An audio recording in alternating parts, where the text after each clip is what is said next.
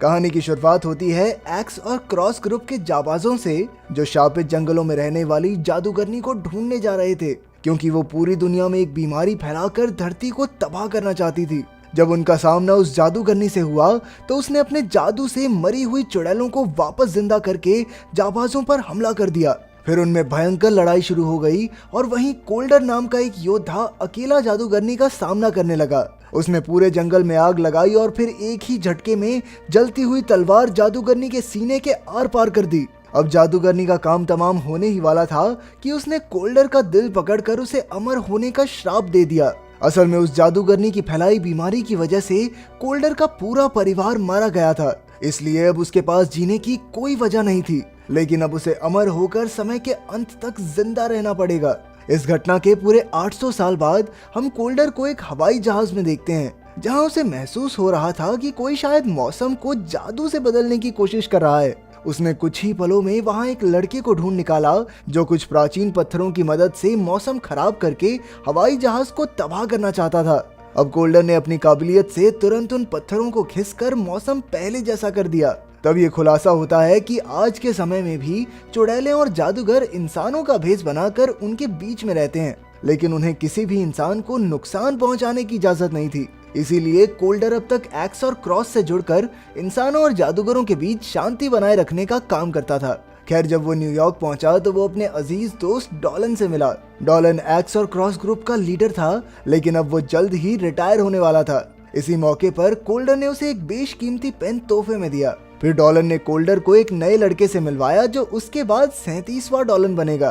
फिर अगले दिन कोल्डर को खबर मिली कि पिछली रात उसके खास दोस्त की नींद में ही मौत हो गई। इसके बाद उस नए लड़के को ग्रुप का नया डॉलन बना दिया गया।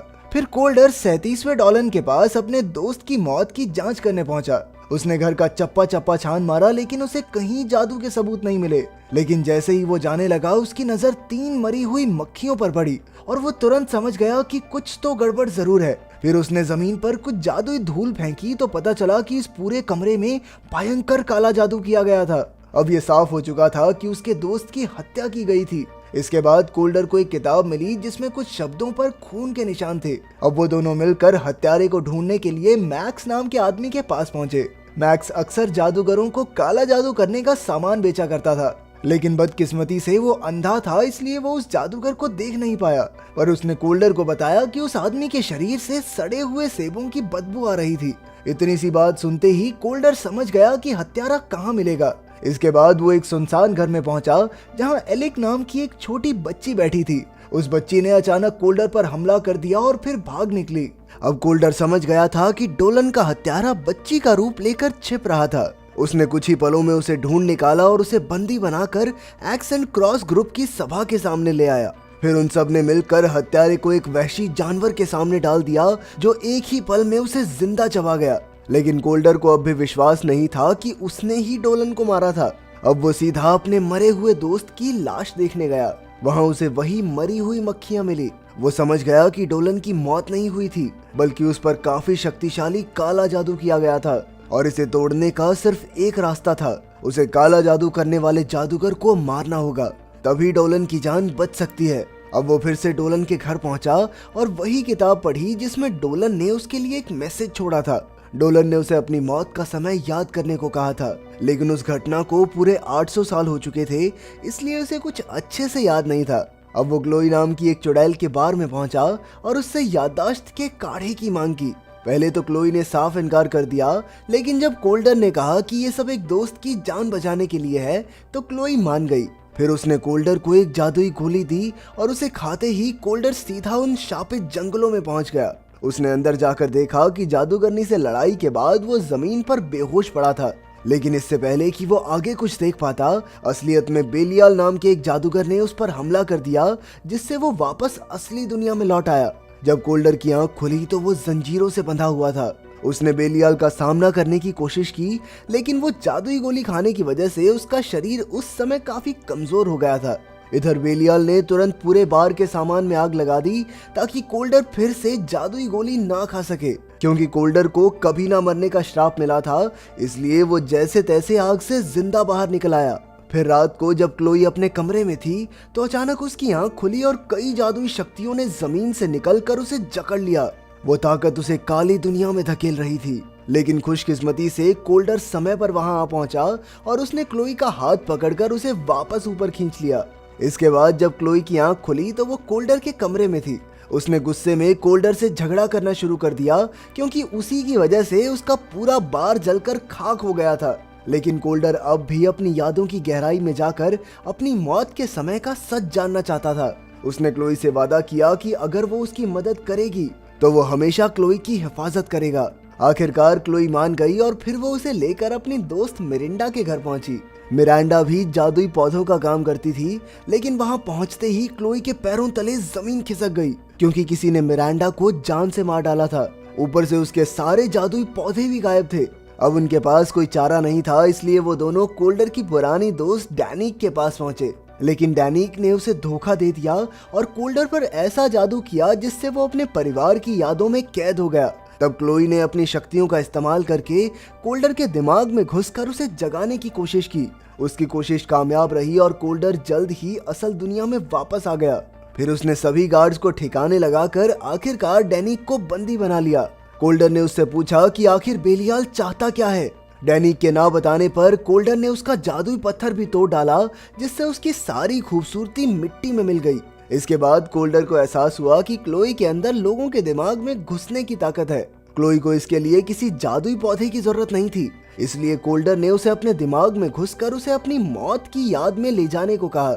आखिरकार क्लोई राजी हो गई और फिर पहली कोशिश में वो कोल्डर को लेकर उसकी याद में घुसी, जहां जादूगरनी ने कोल्डर को श्राप दिया था। फिर उन्हें कोल्डर बेहोश पड़ा दिखाई दिया और उसके पास ही एक्स एंड क्रॉस के योद्धा खड़े थे। वो जानते थे कि कोल्डर जिंदा है। फिर उन्होंने जादूगरनी के दिल को तबाह करके उसे खत्म करने का फैसला किया। लेकिन जल्द ही उन्हें एहसास हुआ कि जादूगरनी और कोल्डर की जान आपस में मिल चुकी थी और जादूगरनी के दिल को खत्म करने से कोल्डर की जान भी चली जाएगी। आखिरकार डोलन ने जादूगरनी के दिल को अपने पास सुरक्षित रखने का फैसला किया, जिससे उसके दोस्त कोल्डर की जान बचाई जा सके। ये सब देखकर कोल्डर को एहसास हुआ कि बेलियाल का असली मकसद जादूगरनी को जिंदा करना है। इधर बेलियाल ने 36वें डोलन को मारकर जादूगरनी का दिल चुरा लिया और अब उसने मैक्स को भी अगवा कर लिया था। वो जादूगरनी को मैक्स की बलि देकर उसे फिर से जिंदा करना चाहता था। अब कोल्डर उसका सामना करने के लिए सीधा चर्च में एक्स एंड क्रॉस के हथियार हासिल करने पहुंचा। वहां की पुश्तैनी तलवार लेकर वो जंगल में गया, जहां उसने देखा था कि मैक्स को एक पेड़ ने अपनी जड़ों में कैद कर रखा है। असल में मैक्स के दिमाग पर अब जादूगरनी का कब्जा था। तभी अचानक बेलियाल वहां आ गया, लेकिन कोल्डर ने एक ही झटके में तलवार उसकी गर्दन के आर पार कर दी और बेलियाल की वहीं उसी वक्त मौत हो गई। लेकिन अब काफी देर हो चुकी थी क्योंकि जादूगरनी वापस से जिंदा हो गई। उसने कोल्डर को पकड़कर अमर होने का श्राप वापस ले लिया, जिससे अब वो खुद अमर हो गई। अब वो पूरी तरह अपने भयानक रूप में वापस आ गई थी। उसने कोल्डर पर लाखों मक्खियों का हमला कर दिया और वहां से भाग निकली।